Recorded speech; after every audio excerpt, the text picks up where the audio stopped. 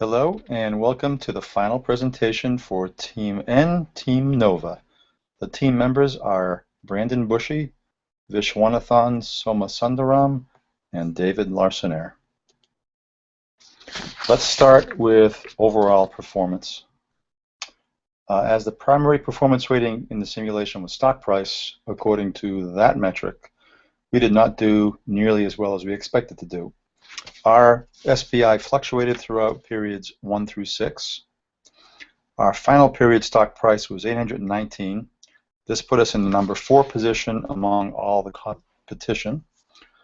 Our final period revenues were 29.9 million with 4.4 million in earnings before taxes. Overall market share.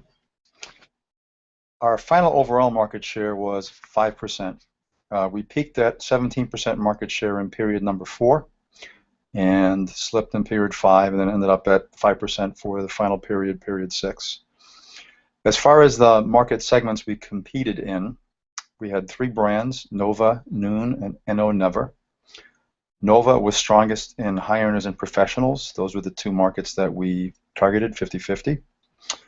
Noon was targeted towards shoppers and explorers, and NO Never was targeted towards savers. Brand performance. Nova was by far our best brand and highest contributor bottom line earnings. In period 6, it generated 11.8 million, almost 40% of our total revenues, and 4.5 million in contribution after marketing.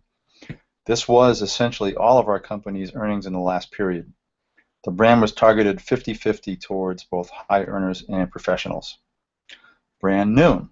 Noon was our best-selling brand in terms of revenues. It generated 12 million in sales and 340K in contribution after marketing. Although sales were higher than Nova for Noon, the cost of goods sold, COGS for Noon, was over 2 times that of Nova, and as such, this significantly reduced its bottom line contribution to the company. That brand, again, was targeted mainly towards shoppers with a minor focus on explorers. As we saw that the explorers market was going to be shrinking over time, we decided not to devote a brand to explorers.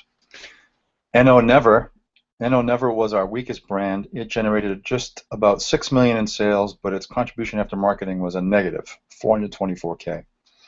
The brand was launched late and never really caught on with its singular market for the savers. What were the keys to our success? From the start of the MarkStrat simulation, we developed our marketing plan geared towards capturing each specific market segment.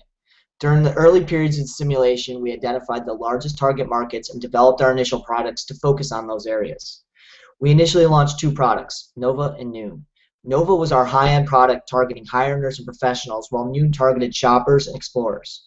We tweaked our brand features to align with high earners and professionals' purchase intentions, which included a product that had a great deal of display, power, features, with less concern for cost. Similarly, we tweaked our brand features for Noon so that they would appeal to the shoppers and explorers segment. Through research and development, we will later launch an additional product called Never, which targeted the savers market. The savers market, unlike the high earners and professionals market segments, are very cost conscious, and we priced our product accordingly. As a team, we were effective in pricing our products so that they were in line with brand perceptions and consumer purchase intentions. Based on our market competition and our product penetration within the specific market, we adjusted our product pricing each week to appeal to our market segment while also maximizing our business profits. Our pricing strategy was based on segment expectations and future changes to the marketplace. Each week, we made an effort to review all pertinent market reports. From the marketing reports, we did a good job of making changes to our advertising, pricing, budget allocation, and multidimensional scaling to advertise our products specifically towards our target markets. Some of the success we experienced was due in part to our commercial team distribution. Through the marketing analysis, we were able to identify the specific venues in which our products were most frequently sold. We allocated our commercial team based on this analysis so that we're not wasting our resources selling our products where consumers had no interest in buying them. One of the important factors in selling our product was our advertising based on media research. Through advertisement, we were able to increase brand awareness, thereby creating a larger market for our products. We were careful, very careful in focusing our advertising budget so that we're focusing on relevant audience instead of blanketing the whole entire market.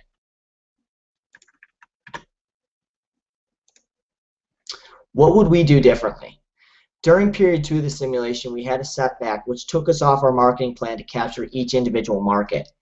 The setback we experienced was due in part to what we believe was a MarkStrat technical glitch, which altered our existing and successful Nova brand to align with our Never product targeting the savers market. The setback caused us to lose market shares and revenues, which affected our ability to allocate more dollars and resources to raising brand awareness and further research and development products.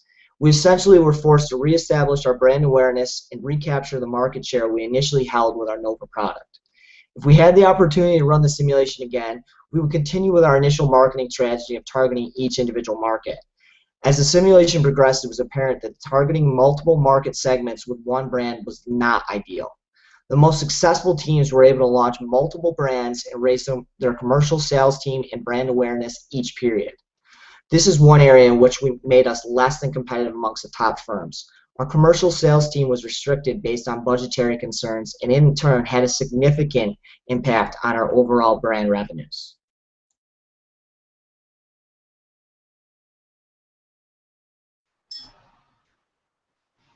Hi, my name is Vishwanathan Somasundaram. I will be talking about the lessons learned from simulation, specifically with respect to marketing mix, considering the 4 P's: product, place, price, promotion, and importantly, the market segmentation. The segmented strategy of targeting the consumers required understanding the customer's requirements through market research. Having 5 segments with different requirements allows customizing product for each segment. Based on customers' requirement, in each segment, products could be designed with a specific set of attributes and priced. Since each segment has different expectations in terms of features and price, it is imperative to know your customers well and their requirements. Simulation helps you to do segmented targeting by allowing you to design and price products for each segment. Now let's talk about the product. What did the simulation teach us about the product? The products are designed based on the consumer requirements, and each segment of consumers have different requirements, which in terms of product implies having different attributes for the product at different levels. Product need to be designed with specific attributes. Like for some of them, display required could be high, and some are okay with a low resolution of display. The relevance of attributes for each segment is an important point to be kept in mind while designing products. Simulation helps R&D define attributes over time.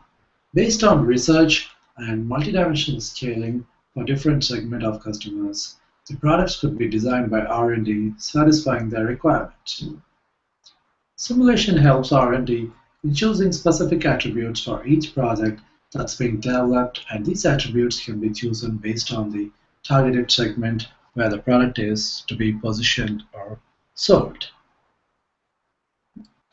Having a varying mix of products help you to reach the overall market.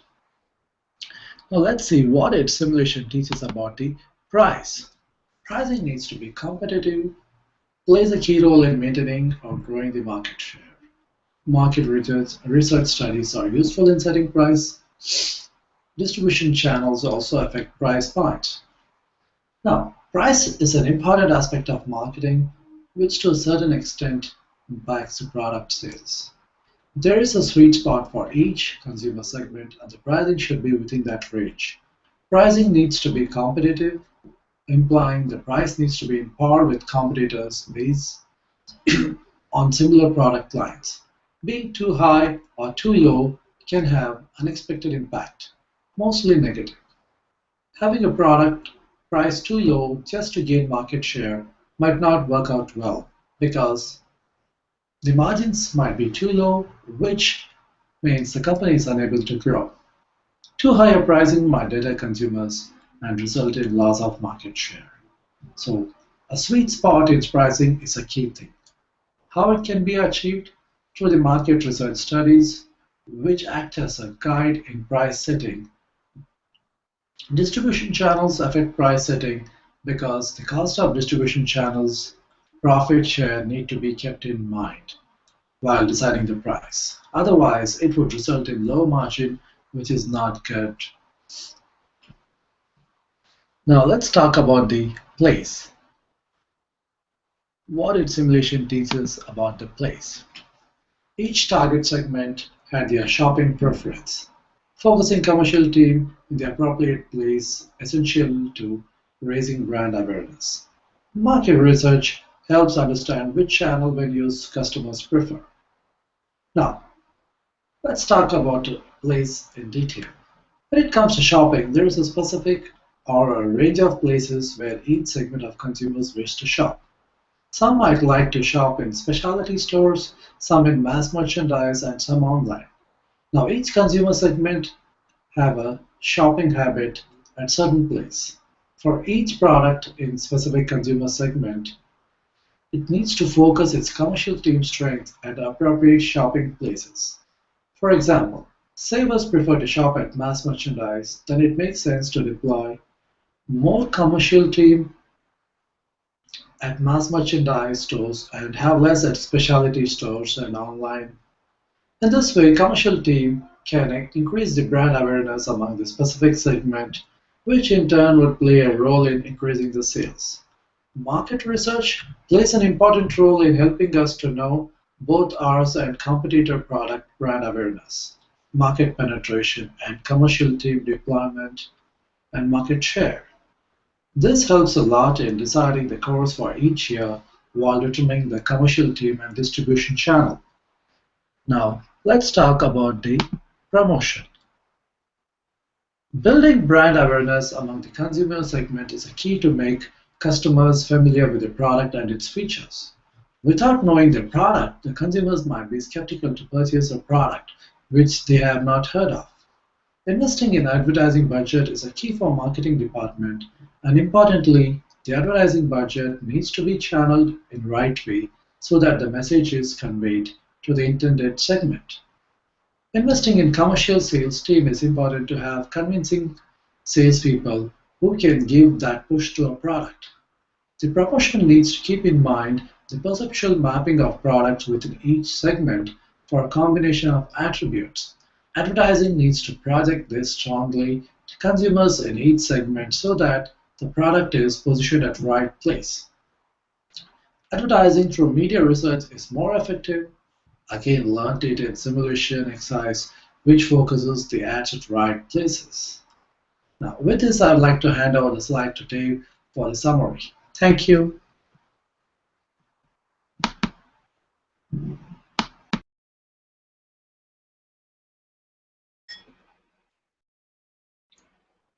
In summation, the team feels we actually learn more about product marketing because of our week 2 technical problems.